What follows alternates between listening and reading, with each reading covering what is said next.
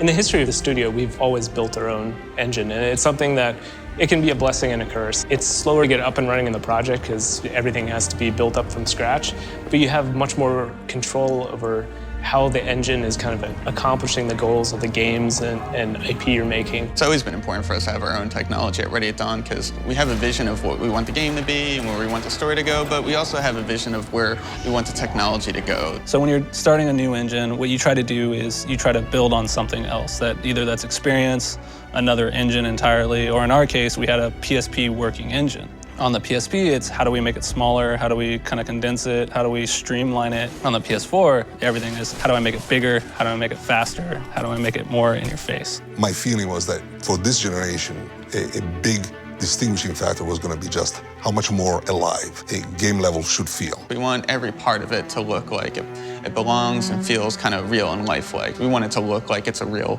living, breathing environment. And there's a lot of parts to that. Whether it's smoke, things blowing in the wind, everything that is moving in the game interacts volumetrically and correctly with the air in the environment. When our characters are standing there and the wind is blowing and you get the coat flapping in a physically correct manner, whether you even understand why it looks better than you've seen before, it just registers, The player doesn't know why, but it looks better. It looks more realistic. It's taken a lot of time and a lot of effort, but we've started to get, really realistic movement to the cloth. You see how they move, you see how they behave, you see how they feel, how they respond to light differently. And so a lot of that was a ton of research into period accurate material. For every little, glint on a material or things like that, every bit of texture, we scan lots of textiles to get that sort of real world look embedded into our materials. And so that was actually kind of challenging, is finding those materials in today's societies, because we have a lot of synthetic materials now. Using a 3D scanning process, we took reams and reams of these kind of historically accurate textiles and digitized them down to sub-millimeter precision, which just has all the imperfections and also artistry that is really hard to kind of simulate from scratch. We actually have specialized cloth shading technology to make it look right and sit well in the scene and make it so that when you see it, it just looks like cloth and it doesn't look like a plastic tarp wrapped around the guy. We really put a huge investment in terms of our material model and the lighting that reveals it. Those two things really go hand in hand. I think over the last 5 years, the industry, both movie industry and the gaming industry, has kind of transitioned into a more physically accurate lighting model. So game lighting tends to be very kind of forward diffuse lighting versus kind of glancing and getting the variation in wetness, in sheen, in material properties. So instead of having full-on direct lights that just illuminate the full face of a character,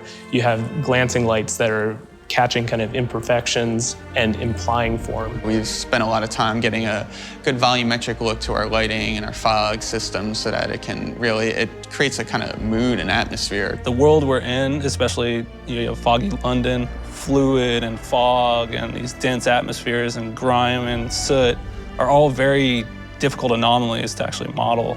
Even London today, the fog is a common element. But if you look at the Industrial Revolution, it's like you had fog and you had booming industry, you had soot, you had pollution. It was almost like another character in our world.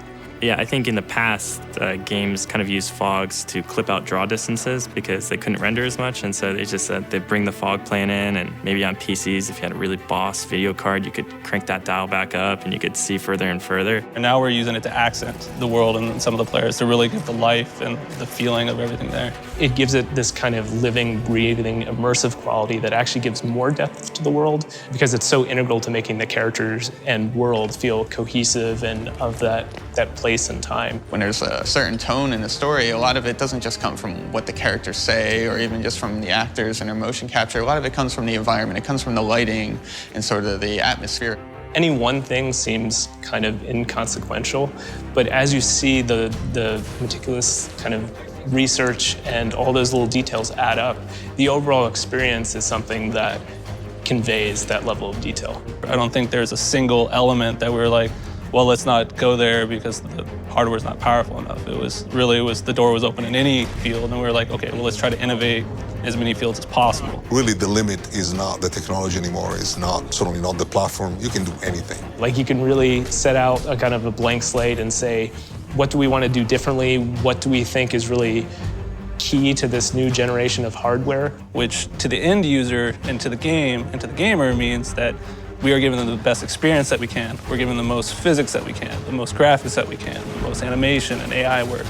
And so what we're able to do is we're able to tailor each of those systems to maximize the hardware, to give them the best outward experience, because now we're doing stuff that wasn't before possible. You have a truly cinematic, immersive, experience with characters that you care about, with environments that, blow your mind, that look so painterly and so beautiful and so interesting that you actually want to spend time in that world. Stay vigilant, all of you. We can expect hot work here.